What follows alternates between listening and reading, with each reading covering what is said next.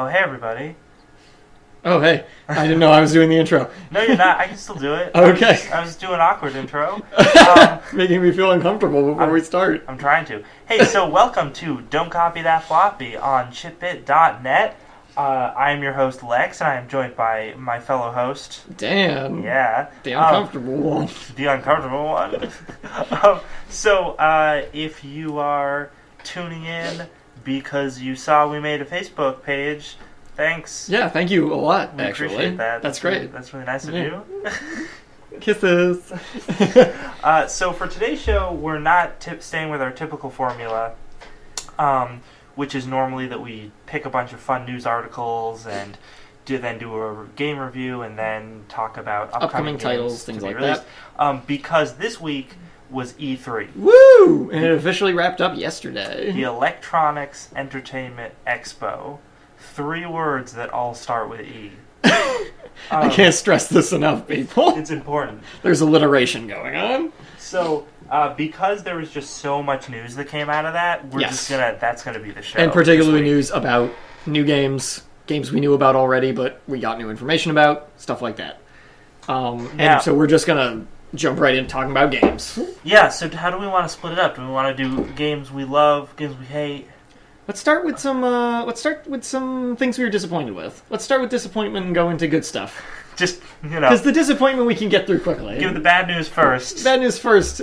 Yeah, get everyone angry at us now for not liking the things they like, so they stop listening, and then talk about the things we like. Yeah, for the rest of the show. Yes. So these first 15 minutes, you'll probably turn it off. Yeah. Get ready. But yeah. So okay.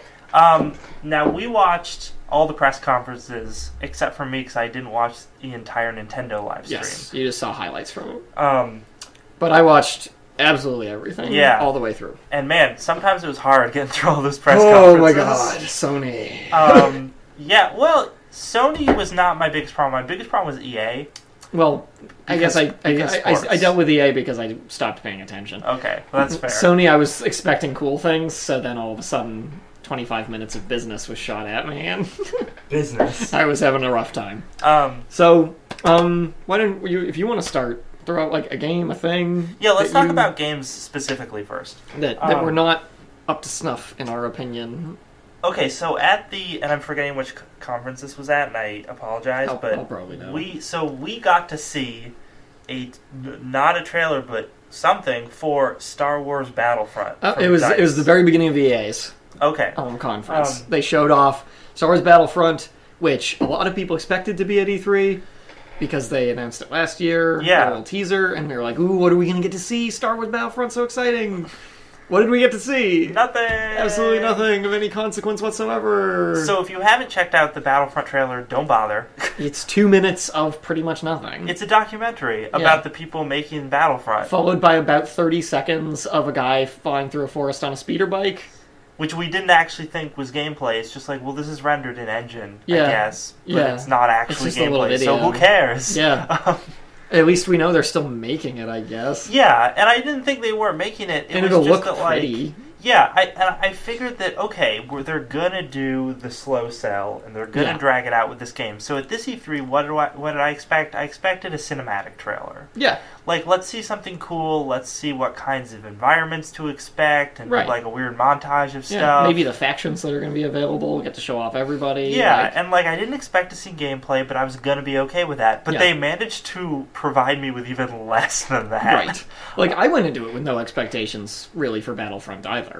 But that was still, like, when it was over, I was like, that's it? Yeah, and that's all you had? And when it was over, they were like, hey, stay tuned, summer 2015. So I was like, maybe then we'll get a cinematic trailer. Yeah, right. Thanks, guys. So yeah, Star Wars Battlefront. Tepid. I want to talk about one that people might be surprised if I bring it up. Anyone who knows me might be surprised that I'm going to bring it up as a disappointment. You do. I'm going to be surprised. And if any of our friends are listening, they might know me too.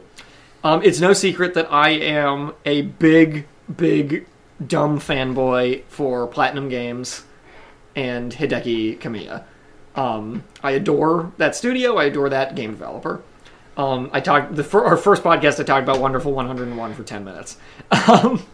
So Hideki Kamiya, at the Microsoft conference, which surprised me, he walked out and he announced a brand new IP being developed by Platinum Games as an Xbox One exclusive.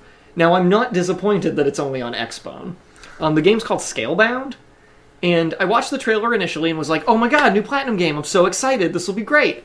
And then I rewatched the trailer later. It's not a gameplay trailer, it's all cinematic, shows off some cool things with this guy fighting monsters with a big dragon sidekick, and stuff like he's got like scale power armor type stuff.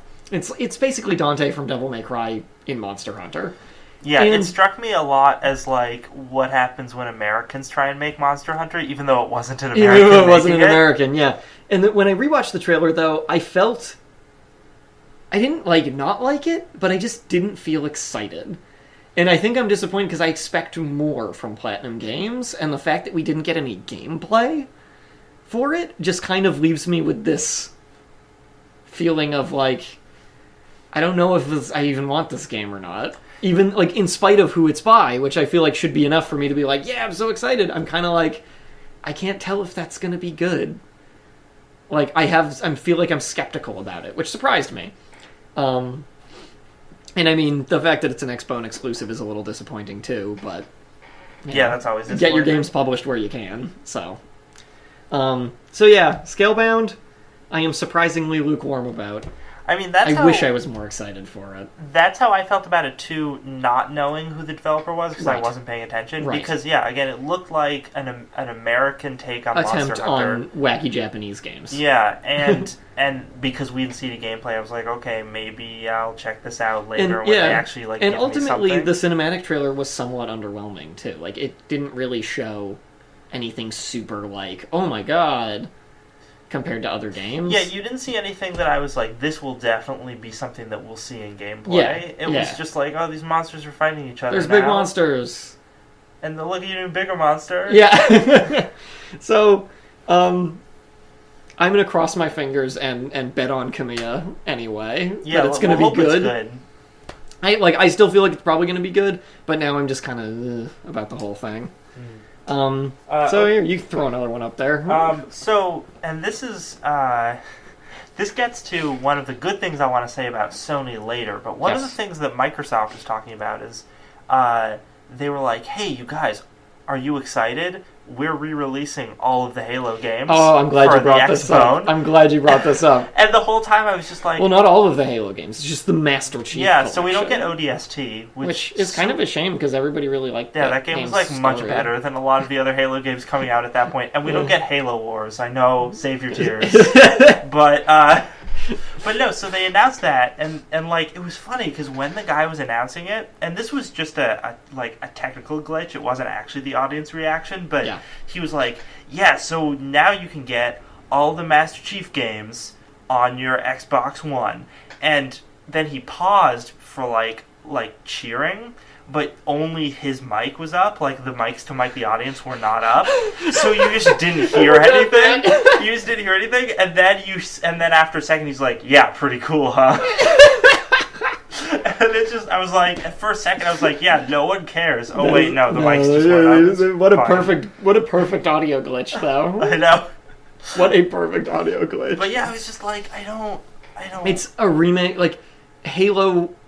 They did the Halo Anniversary on the Xbox 360 already. Yeah. This is like a re-release of a re-release. And they're doing a reskin of Halo 2. Which is cool. Which is fine, but again, I didn't ask for it. No. I don't care. The one cool thing I will give them about that is that they're going to have support for the multiplayer for all the games. That was nice cool. was nice to do. So you can play the multiplayer of whichever Halo you like. Yeah. But it's gonna die off. Well, yeah, it's just after a while. It's just one of those things that I heard it and I was like, yeah, or you could just make your console backwards compatible and then no.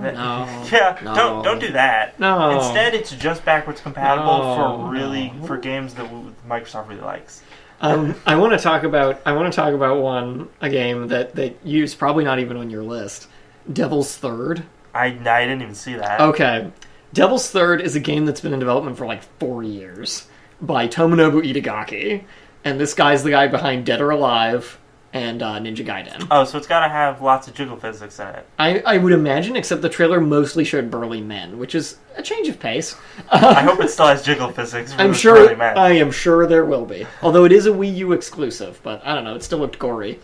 So Devil's Third is a third-person action game, and a lot of people were really excited for this. I was kind of just like, I'll check it out when I see a trailer. A lot of people were super, super excited for this because it's by the guy who did Ninja Gaiden. And, like, Ninja Gaiden Black on the original Xbox is a stellar action game. Oh, it totally That is, game yeah. is, like, a freaking masterpiece. So hearing this is like, oh, cool. Itagaki might be showing us something else that's neat. This game looks like it sucks. The trailer shows a mix of gameplay and in-engine cutscenes. The graphics are not up to snuff. I know you actually said that you didn't think Bayonetta looked very good. This looked much worse. Oh, no. So, while I disagree with you on Bayonetta, it's a good way to explain to you that this game does not look good.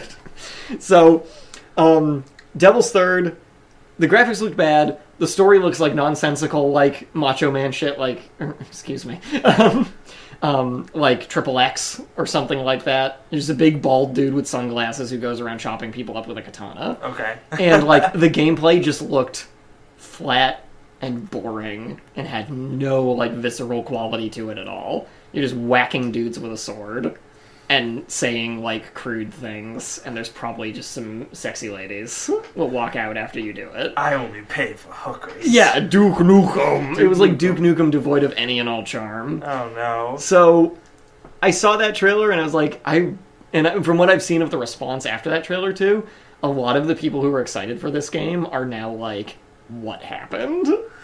Like, why this? Like, so, good luck, Itagaki. But he's so cool. He wears leather jackets. He and wears leather sunglasses all jackets, the and his time. face looks like an oatmeal cookie. He's so cool. He's so cool. His game must be good. He's so cool, and totally not the most misogynist man in gaming. So if you just tuned in, you're listening to Don't Copy That Floppy on Chipbit Radio, chipbit.net. You can go to the Chipbit website, check it out. You can download the playlist files. You can just listen to it in iTunes if that's easier. I don't know. We got options. It does seem to run a smidge easier than the site, because the site is still under a little bit of construction. Yes.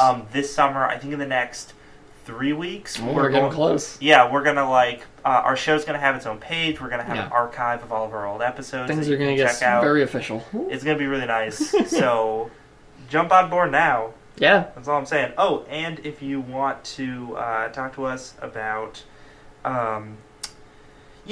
what your opinions are on our opinions. If you want to if you want to tell me that Devil's Third looks like the coolest thing you've ever seen, and that I need to burn in hell, you can go right onto our Facebook page. Yeah, comment on our Facebook page, send us a message. I'm checking it now, so we can respond to you on it. Yeah. At some point, we'll have a Twitter, and then I'll ask We'll you do to live use that. tweets. Live tweets. Whoa. Oh, man, the tweets are... The tweets are upon us.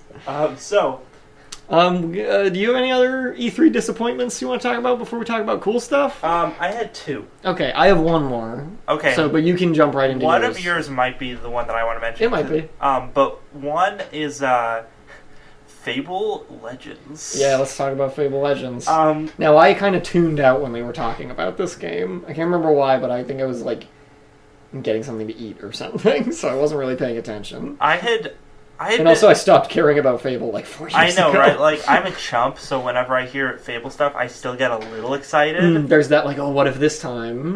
Yeah, because, so for those who don't know the history, Fable 1 gets announced for the Xbox. Original Xbox, way in the distant past of, 2002 or something, or 2003. No, it was a little later than that. Okay, but it gets announced a long time ago. 4 or 5. And when it's announced, the guy who's making it is saying, hey, good old Peter Molyneux. Yeah, this is going to be a unique role-playing experience. You're going to be able to plant a tree and watch it grow. Your character will change physically depending on how you level up, which actually did happen. That did happen. So he was variety. Yeah.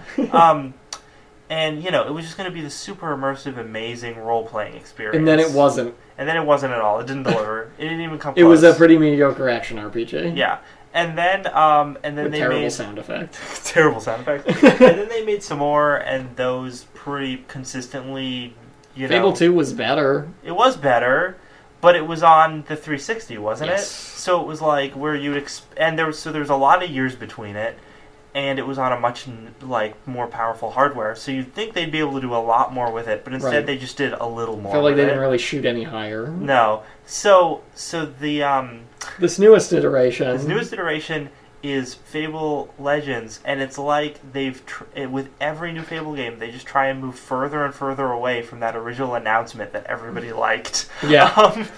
Because Fable Legends is essentially like a gauntlet game, Right. which I think is why it's called It's Fable. a team-based, like, action RPG. Yeah. A dungeon crawler style thing. Um, With, like, there's no character customization at all, right? doesn't seem to be. Which is, like... That's weird even just for a Western RPG in general now. Like... And then the only thing that's unique about this game is that you can choose to be the villain, Yeah. and then you get to create the dungeon and set up like the traps and where the monsters are going to be, and actively try and screw with the players like while they're going through it. Yeah. But when I saw that, I just thought, I mean, I guess that's fun, but I'd rather be playing the dungeon than messing with the players. Like, Right. maybe that's just me. Well, it's like a pen and paper RPG. You're playing Dungeons and Dragons. You'd rather be It's usually more fun to be the player. than the DM, yeah. So, yeah, that was just one of those things where I'm like, oh man, they're just going farther and farther away from the role-playing experience. Yep. And that was... Sweep it under the rug. If it just hadn't been Fable, if it had been some new IP, wouldn't Yeah. have bothered me at all. But you're just profoundly disappointed just because it's Fable. Because that's what that's what that IP is now. So, well, my next one was going to be Little Big Planet 3. Oh, okay, because I wanted to mention something with guns Okay. and bank robbers. Oh, okay. We'll get to that right after. minute. So, I don't want to say much about Little Big Planet 3 because there's not much to say. Okay. Little Big Planet 3. For those who don't know about Little Big Planet 1 and 2, they're like platformers where you get to customize the world and your character and stuff, and it has a cutesy little, like, handcrafted art style, so everything is like cardboard and yarn and stuff. You know, Sackboy. He's like one of not Nintendo. He's one of Sony's like little guys now. They're like, oh, look at Sackboy. Well, guys. Little Big Planet 3 got announced. So what? But you can play maps from Little Big Planet 1 and 2. Great. And for, half an hour before I get sick of the whole game again. Yeah, it doesn't I seem played like... the first two games, and both of them, I played them for like an hour and a half, and I just got bored, and I never wanted to play them again. Like, they give you all this freedom to create all this stuff, and that's awesome, but ultimately there's nothing to do with it except jump on it. Like, and Little Big Planet 2 tried to remedy that by letting you make little, like, shooter-type things, but all of it just feels very empty. There's no oomph behind any of it. It just kind of feels like, here, do whatever you want, and then that's it. And then that's it. But it's not exciting to do whatever you want. So Little Big Planet 3, I'm just like, nothing in what they showed of it makes me think it's going to be anything more than that all over again. I honestly don't understand why it's such a huge flagship exclusive for them. Yeah, neither do at I. this point. That was my main problem with the trailer, was just that it didn't look like anything we hadn't already seen No. in a Little Big Planet game. Yeah. So I was like, okay, well, I could just like, play... they have new characters that can, like, fly and stuff, but it's like, great. New ways to jump on stuff. New ways to jump on stuff. Woohoo! Get excited. So let's hop right into the next one we want to talk about. Oh, man. Battlefield Hardline. Battlefield Hardline. Okay, so Battlefield... I never thought I would be more disappointed with Battlefield than Call of Duty. But you are. But I am. So Battlefield... This is a weird feeling for me. It really wants to differentiate itself from Call of Duty because they are...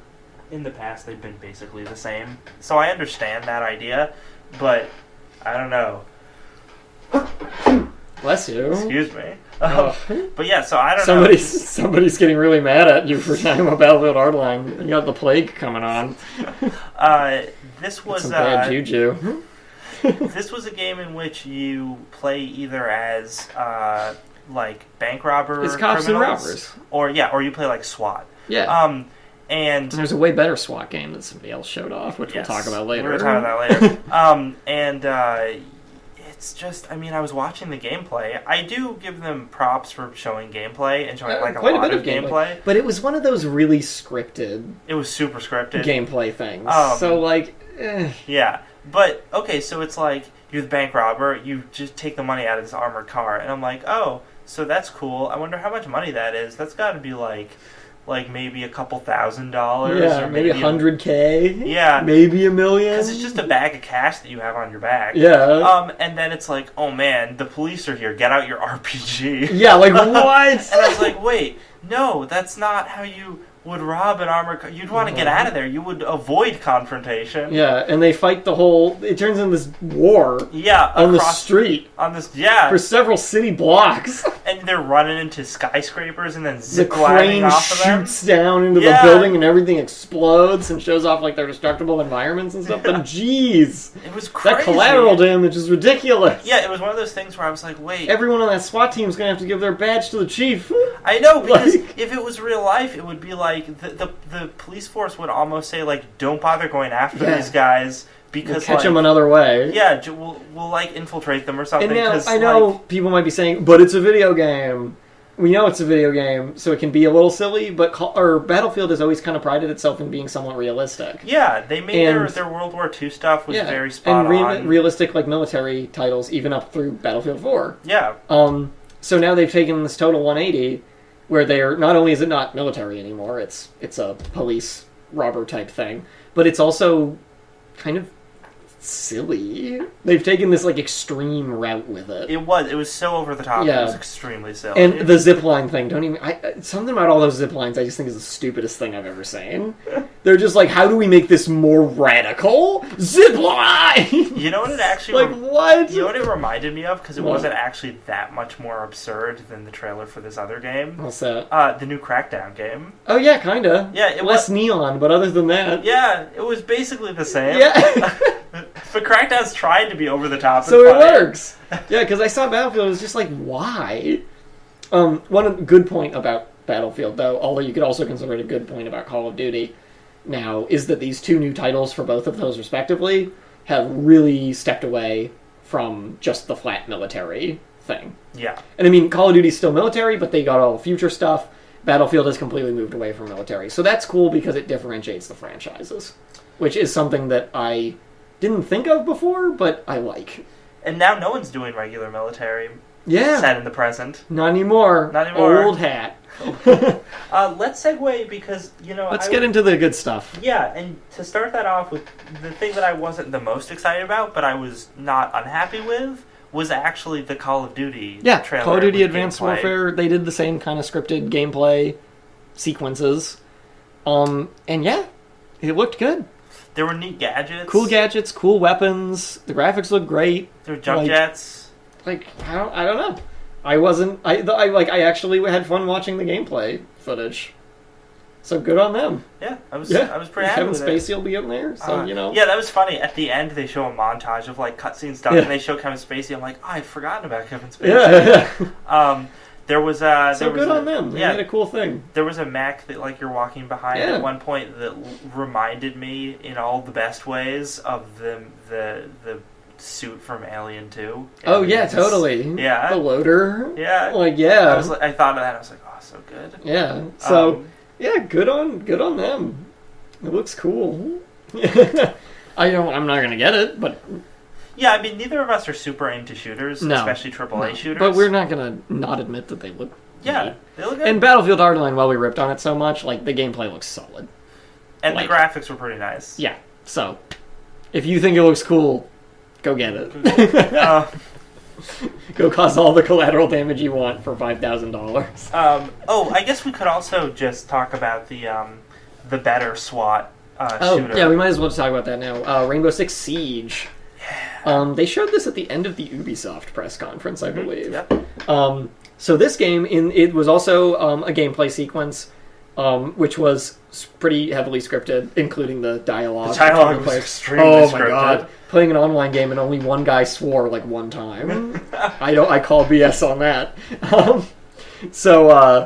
But this game, for people who don't know the Rainbow Six game, they're like tactical squad shooters, more or less. Usually they've been more about the tactics and, like, efficient execution of, like, missions, basically, rather than just running in and shooting everything. And it's been a while since we've seen one. Yes. And this one looks to be that it's going to be kind of, like, rescuing hostages and going after criminals in, like, smaller environments. is the vibe I got. Which is a thing that was also like in Rainbow Six Vegas 2, which Yes, I believe was yes. the last one, which is the one I've like clocked like hundreds of hours Yeah. playing. That was very fun multiplayer. Yeah, it's great. And that's mostly the hallmark of the multiplayer of that game, which is like small, cramped environments with smaller teams. Yeah. And you're just taking out. And lots of ways to go about what you're doing. Yeah, and you kind of like have to play through it like a million times because you want to choose the best path with the best tactics. Demo, I believe it was 5-on-5, so 5 SWAT team guys and 5 criminals. With permadeath. With permadeath. And 1 hostage, and they were inside of like a suburban home. And it was like there's a timer on the missions of like 2.5 minutes. So and the objective was, doesn't feel like horrible for people. Get in and get the hostage out. Yeah, that's pretty much all it was. The coolest thing about this though is they get to set up this whole thing so they all know where they're entering the house. They smash through the windows. They like rappel down and smash through the windows, get inside. The entire house is built to be like destructible. They have like procedurally generated damage on everything. Like even the floors and ceilings. The floors, ceilings, walls, like everything. You can just blast your way through a wall if you want to. There's actually a part of it where a guy places a charge on the floor above the room where the criminals have holed up. And they blow a hole in the floor and breach the door on the lower level at the same time to do like a pincer strike. Seems really cool. Yeah, it is really cool. There's just so many neat tactics options with that. And the fact that they're keeping it to these small environments means that they can put all of the console power into these destructible environments and having this be a thing. So, like, that's awesome. I went into that trailer expecting nothing and came out of it like, that was like a really fun game. I'm a sucker for, like, super destructible stuff, so...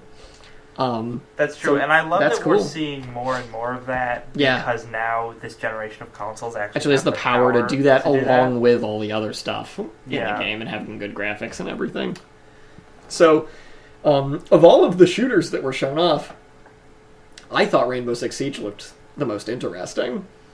I think so I thought too. It definitely looked the coolest.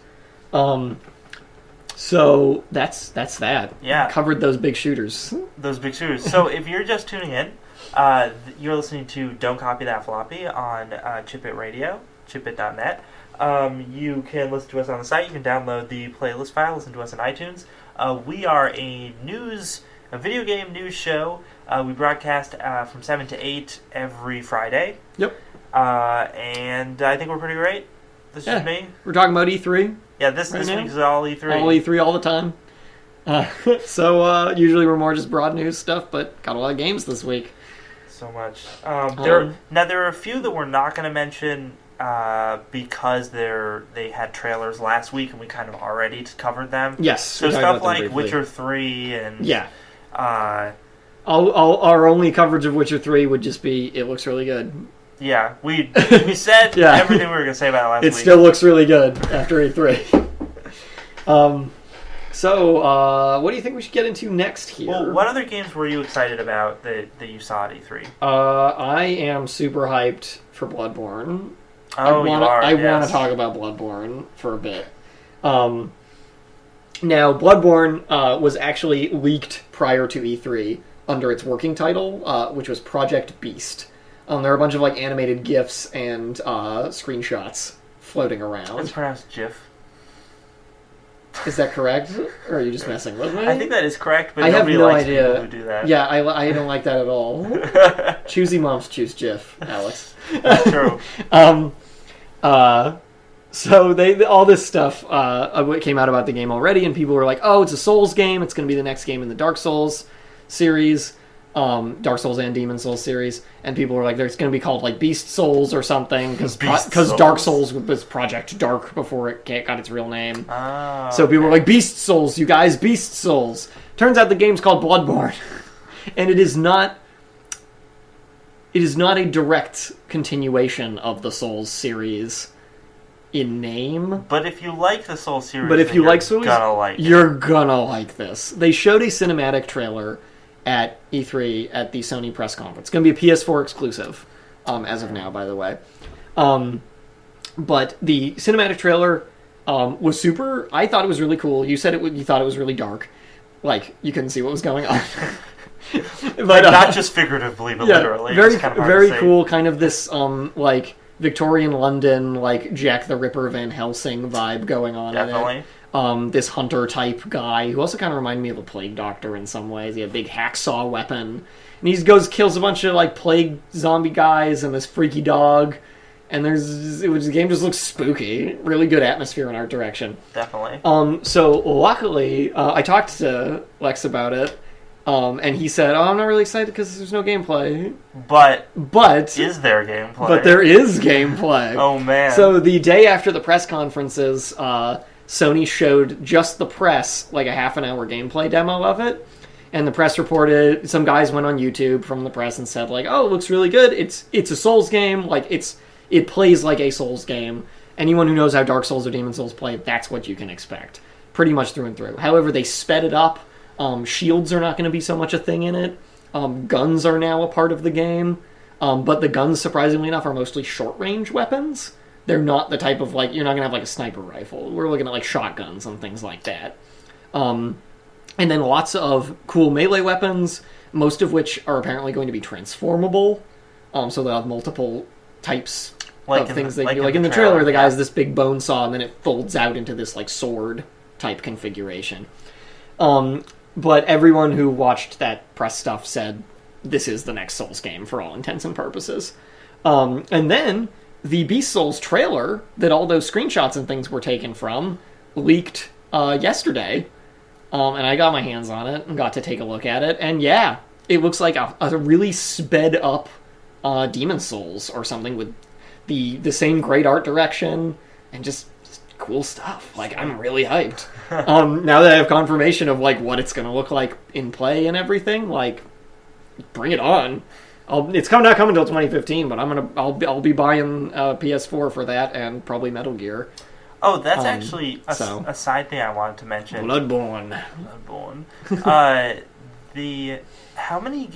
Weren't most of the games talking about, like, 2015? Like, most of them are not going to come out anytime Pretty soon. much all of the new IPs that are, like, or, like, things we didn't know about necessarily are all, like, 2015 releases. Yeah.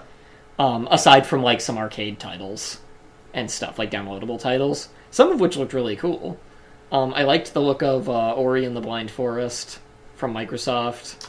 Oh yeah, I saw that. They didn't they just showed a trailer and then didn't say anything about it. And I was like, I don't know what's going on, but it looks cool, I guess. It's cool art style. That owl is terrifying. That owl's awesome. It's great. Cool sound design for it too. Like, yeah, definitely. Really cool. And then they also showed Inside, which is from the guys who made Limbo. I don't know if you saw the trailer for that. That looks very cool. And I liked Limbo. I thought it was a fun little thing. So I'm going to be keeping my eye on Inside as well. Definitely. So yeah. Dude, somebody, and I totally forget which company did this now, but at the end of one of the press conferences, maybe it was Microsoft. One of them was giving a montage of indie games. And one of the indie games was Lifeless Planet. It was. It was on there for like a second. Oh, which one was it? It was probably Microsoft. I think it was. But it might have been Sony also. One of them. I saw Lifeless Planet and was like, oh, there it is! This is the guy! I'm so excited. Yeah. For those who don't know, we were talking about Lifeless Planet, 2 weeks ago? Yeah, 2 weeks ago. It was on an upcoming game release thing. We were like, what is this? And we looked it up because we'd never heard of it. It looked really cool. It was amazing. Yeah, this space-like puzzle adventure game. So yeah, what's something I got to gush about Bloodborne? So what's something you're super hyped about? I bet I know what you're gonna say. Well, okay, so if we're going off the topic of indie games, okay, No Man's Sky. Okay, you're not gonna go. I thought you were gonna go to something else, but we want to stick on indie games for now. It just segued well. It just segued well. You're right. So yeah, No Man's Sky. I'm driving a segue right into No Man's Sky. We knew about No Man's Sky already. Yeah, we had already seen gameplay. Yes. And what we saw at this E3 and what we knew was it was being made by a tiny studio, but looked awesome. Which gave me pause just because, will the game actually be like this? What are they called? Hello Studios or something? Like it was something like that. But yeah, really small indie studio. And we had seen... It's totally like a labor of love type project. It's like their passion project here. And we had seen gameplay, and the gameplay we saw at E3 was... Planetary exploration, sci-fi game. So planetary exploration with the ability to just jump in a ship fly into space. And it's like shoot at asteroids. Yeah, you're wandering around on a planet, and you're like, oh, this is cool. And you look at different like flora and fauna, you discover stuff. Yeah, and on your HUD it'll be like such and such on planet such and such discovered by you. Yeah, and then you'll walk around and discover, and like so the whole planet is procedurally generated. Yes. And then you jump in your spacecraft, lift off, break atmosphere with no load screens. You can go to other procedurally generated planets. Yeah. And according to the dev, the idea is to make this like an infinite procedurally generated like universe. Yeah, it's like it's at least a galaxy, maybe a universe, but it's just giant. Yeah, like unbelievably huge. So like asteroid belts, moons, all sorts of different planets, some with life on them, some without. Yeah. So they showed it again this year at E3. And we got to see in the Sony press conference. Yeah, and we got to see what we hadn't seen before, which is other people. Yeah, and action. Space battles. So there's a point. So it starts off with him in a cave, and he sees like all these dinosaur aliens, and then he lifts off. They kind of did it the same way, but with a little more flash. Yeah, and he lifts off, and then he breaks atmosphere, and you see there's just like a fleet that just and he just joins up with the fleet with other small ships, and then he's dogfighting. Yeah, and so there's cool. like a space station in the background. They even showed some on foot action as well. A little bit, yeah. A very brief snippet where one of the characters had a laser gun. It's a first person game. The character had a laser gun and was shooting at some monsters. So, or aliens, whatever you want to call them. They could still be monsters. But the thing that I am most excited about because of them being at E3 again and at the Sony conference that means that they are an indie studio, but this means that Sony is backing them on this. Oh, definitely. And I know that weren't they like looking for funding and more money for developing this last year, and that's kind of why they like showed it off. I think so. They were trying to drum up interest. Yeah. So I'm glad that Sony has been like, we want that, and is now going to be presumably giving them money to continue developing Open up the checkbook. Yeah, seriously. I think that's a good move on their part too, because if these guys know how to do this and just needed the money for it, that's going to be awesome. Yeah. Like, that'll be a big seller if word gets out about it well enough. And just like the PR and the sort of perception of having, like, because both Sony and Microsoft did little segments of their press conferences where they talked about indie games, but they usually talked about, like, a bunch of indie games and gave you, like, a montage of them. Yeah. But for No Man's Sky, they actually got their own, like... And they brought the actual, like...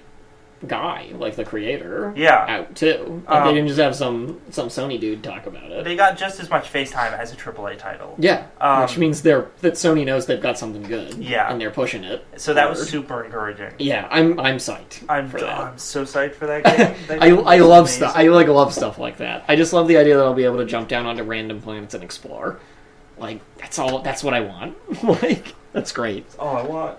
I want it. I want to find space dinosaurs. I want them. I want to ride them. And all their music choices for those trailers have also been amazing. Oh yeah. I'm just hoping that's what the soundtrack fits the of the mood game is like. Perfectly. Yeah. So hey, we have a Facebook page. Yes. Don't copy that floppy. Yeah. On Facebook, like it. And also actually click the like button. Yeah, do it. Don't just go there and be like, I like this. And then move away. Please click the button. And if you want to tell us what you really liked from E3 that or what you hated, that we might be forgetting to mention, please send us a message on Facebook. Yeah, we're gonna read them. We'll respond if we feel like it. Maybe if you're polite. Okay, so now I believe it's your turn to talk about a game from E3 that you were really excited to see. Oh, let me look at this list. I'm not going to talk about Bayonetta 2 because we already know all about it. But Bayonetta 2, you guys, it's going to be awesome. Oh, and they did say it's coming with Bayonetta 1 packaged in with it. That's cool. Which is really cool. A lot of people have been asking for a Bayonetta 1 port to the Wii U because of Bayonetta 2 being exclusive, and we're getting it. And it's packaged for free with Bayonetta 2. Nice. So that's really cool. And with Nintendo character costumes. So you can dress up Bayonetta as Princess Peach, Link, or Samus, which is also awesome. So, what do we got else? Pokemon, everybody already knows about that. I want to talk about Valiant Hearts. Just really quick. Because it makes you cry. Valiant Hearts makes me cry. I'm buying this game. It comes out at the end of June. It comes out in like less than 2 weeks. They played that trailer at the Ubisoft press conference, and I was like, oh, this seems neat. And then I saw that dog, and I was like, oh no, this game's about a dog. Dude, you're gonna care about that dog. Dude, you remember when Call of Duty was like, this is a character you're gonna care about? No. I don't care about Call of Duty dog. I care about World War I Valiant Hearts dog. Totally. This moment I saw that dog, I was like, oh no. Oh no, you guys. So no, this trailer for this game, though, it's gonna be a puzzle game, more or less. Like a puzzle adventure game style thing. It's gonna be downloadable, $15. Comes out on the 26th of June. And this trailer was like the most emotional, like well done video game trailer I've seen in a long time. Yeah. Like it was really, really good. To the point that I watched it the first time, I didn't know what this game was at all, and I cried. Like actual tears came out of my face. Like Bridges of Madison County. Yeah, cried. it was heavy. It was like watching Good Will Hunting over again, but with a dog instead of Matt Damon. So way worse. Then I got home later the next day. I get home, and I watched the trailer again just because I wanted to see it, and I cried again. And then later that night, I was like, I'm gonna watch this trailer, and I'm gonna try as hard as I can not to cry.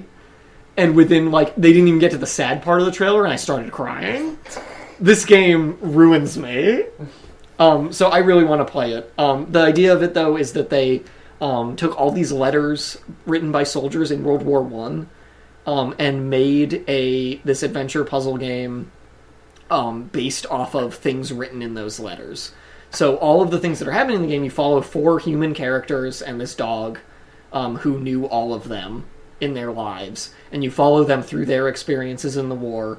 And all of these experiences, these weren't real people. Like, these characters aren't based off real people, but all of the things that happen in the game are based off of things that were in letters written by actual World War I soldiers. So very cool concept. Oh, definitely. Yeah. And by the way, it's being done by UbiArt, who are the guys who did the new Rayman games. So it has this kind of cartoony style to it, which at first glance seems a little off-putting given the, rather serious subject matter. But I kind of think it works. Well, yeah, that was how I felt about it when I was first watching the trailer. But then... it was still amazing. Yeah. I mean, I'm not going to say that it wasn't. I just think that... I know you mentioned that it kind of, was jarring a little bit to you. Because I was like, man, the stuff that they're narrating is so serious, and the subject matter is so serious, but when I see characters move, it looks so silly. Well, yeah, they did, some of the soldier guys going, jumping around. But, I feel like that disconnect almost works, and it doesn't... The thing, I feel like that game would just be cripplingly sad if they did it in a really realistic style, too. Totally. That would be unplayable. That dog. So watch the trailer for Valiant Hearts, if you haven't already, and if you have a soul, you will be sad.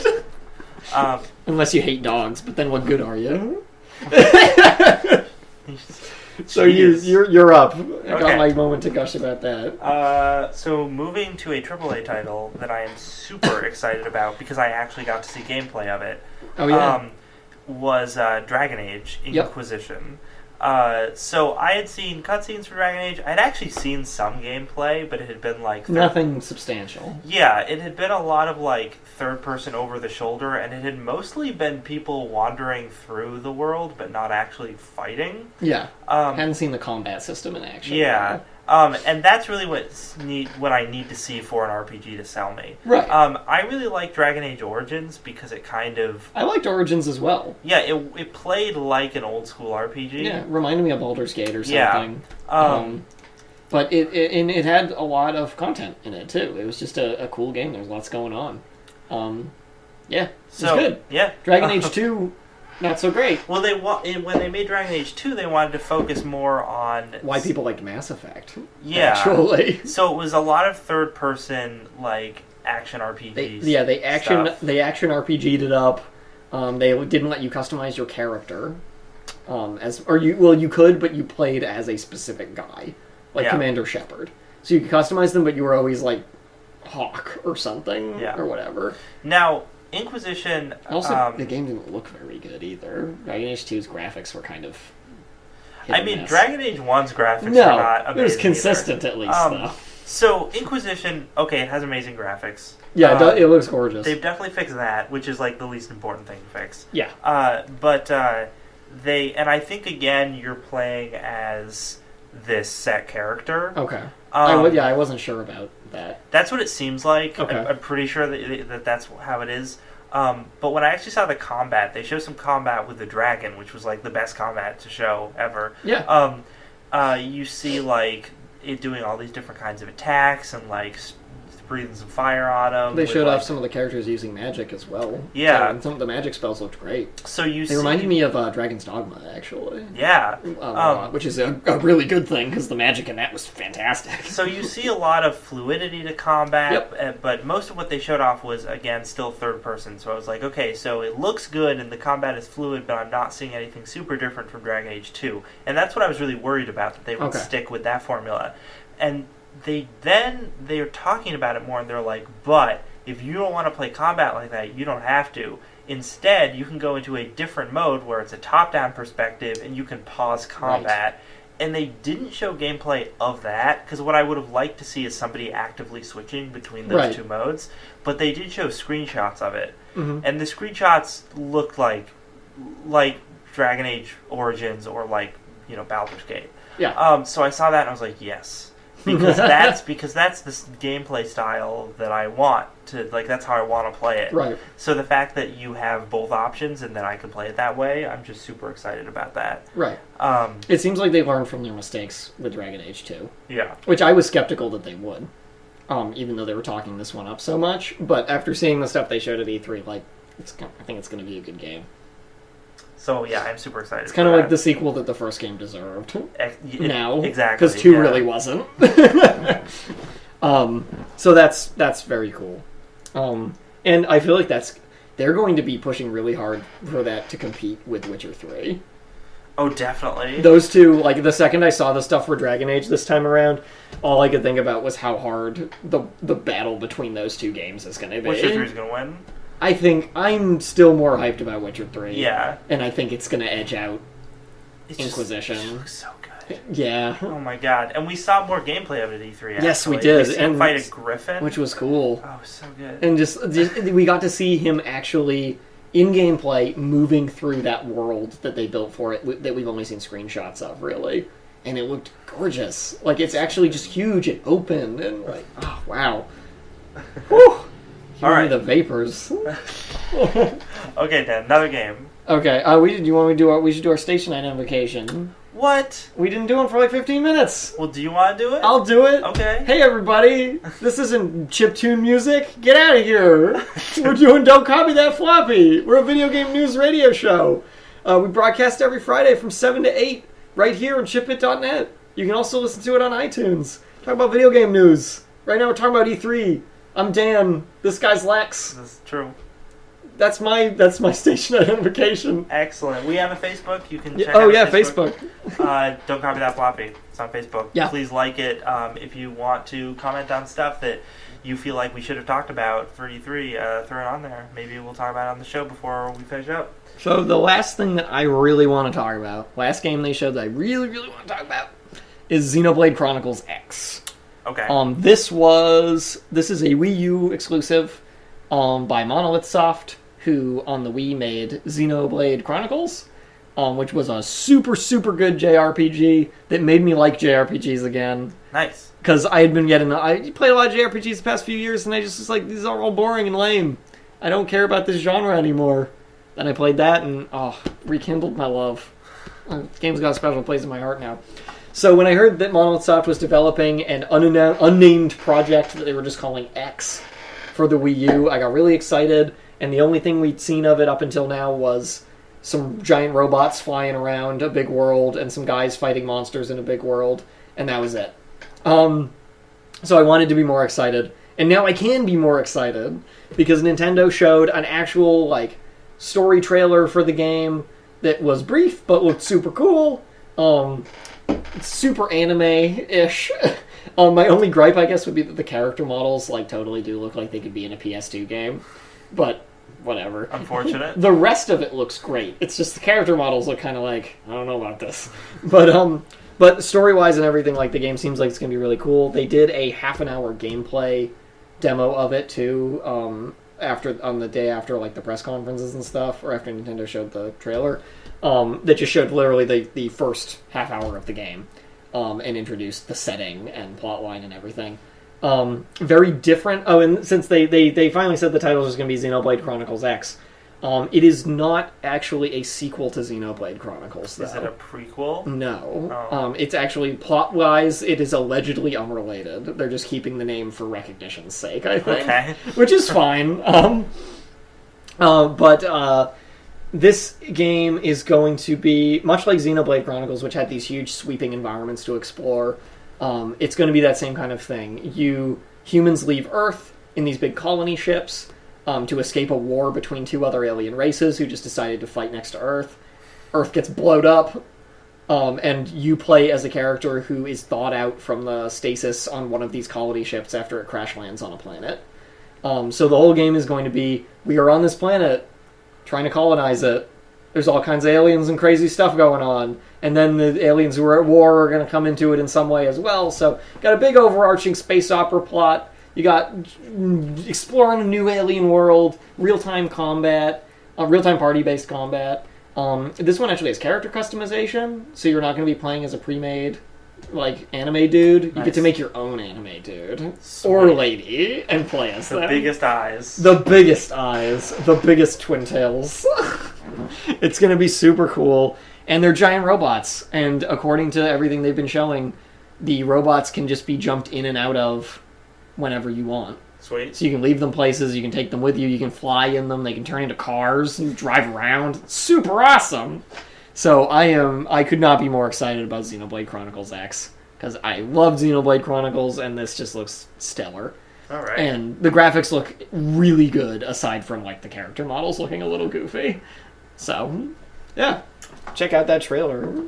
And the music's going to be really good. They played a little bit of the music, and I think I recognize the composer as Hiroyuki Sawano, who does tons of really great tracks for anime and video games. So if it is him, that's just another thing to get excited about. Sounds like him. So I have one more game that I'm super excited for, that I was excited for. We got to save it for E3. last. Yeah. For you. I was excited for it before E3, and then I saw flipping gameplay of it. Now I'm even more excited. And I'm just, oh man. Yeah. I'm gonna pop Drop a the blood name. vessel. Drop that name. Sunset Overdrive. Oh man. Oh, so good. I'm gonna say I wasn't super excited for it before E3. I loved the trailer they showed for it though.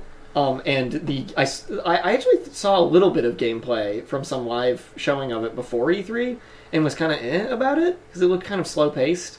But this gameplay they showed this time looked way better. It was much faster and there was way more going on, so it got me much more interested than I had been. So for those who are not familiar, this is by Insomniac Games, the guys who brought us Ratchet and Clank. Yep. And it is post-apocalyptic, but it's post-apocalyptic in a fun way. In a fun way. Yeah, it's not like Last of Us. No. It's very much like I don't know, multicolor vomit. It's all I can think of. It reminds me of Dead Rising, but way more fun. Yeah, no, I get that. Like Dead Rising, but with all pretense dropped and just silly stuff everywhere. And parkour.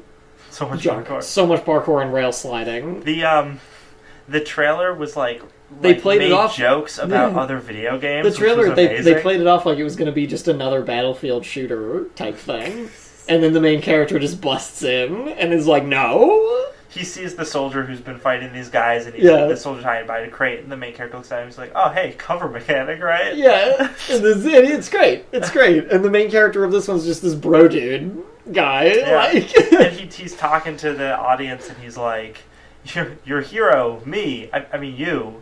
Can you save the world? Can you, for the love of God? Can you? Of course you can. It's a flippin' video game. And I was they're doing the self-aware meta comedy thing too, but they're doing it well. Insomniac's good at. They're really good at comedy. In their games. And the gameplay seems like a mix of Left 4 Dead, Tony Hawk, and a little bit of Dead Rising in there. With all the environmental stuff. There's another one that I was thinking of. I don't know, but just those two things. A little bit of Crackdown in there too, actually. And so it's just like you're shooting all these zombies and you're grinding all these rails, and just jumping around the environment. And when you shoot guys, there's like different text that comes up, which is amazing. Yeah. It's got that whole when you like. There's a part where he shoots this ice grenade, like into a bunch of guys, and these big letters just come up that say "brrr" over the guys. So it's just silly. It's so silly. Now you've been following it closer than I have. Have they said anything about like a story? Like besides like a setting story? Because from the trailers and stuff, it just looks totally like just run around and do wacky stuff. It seems like just run around and do wacky stuff. Okay, like I'm so sure my there'll only be some like missions or concern something. about that is that it will, once you've done all the wacky stuff, like what else does it have to offer? Yeah. That's my big worry. And I wish we had maybe seen that there was more of a plot going on in some way. Even if it's not the main focus, like, just something. So that's my only, like, thing about that game right now. After seeing the E3 gameplay. My assumption in the way I think they should go in it. And if there has been something said about that, post it on our Facebook. Dude, Don't copy that floppy. Yeah.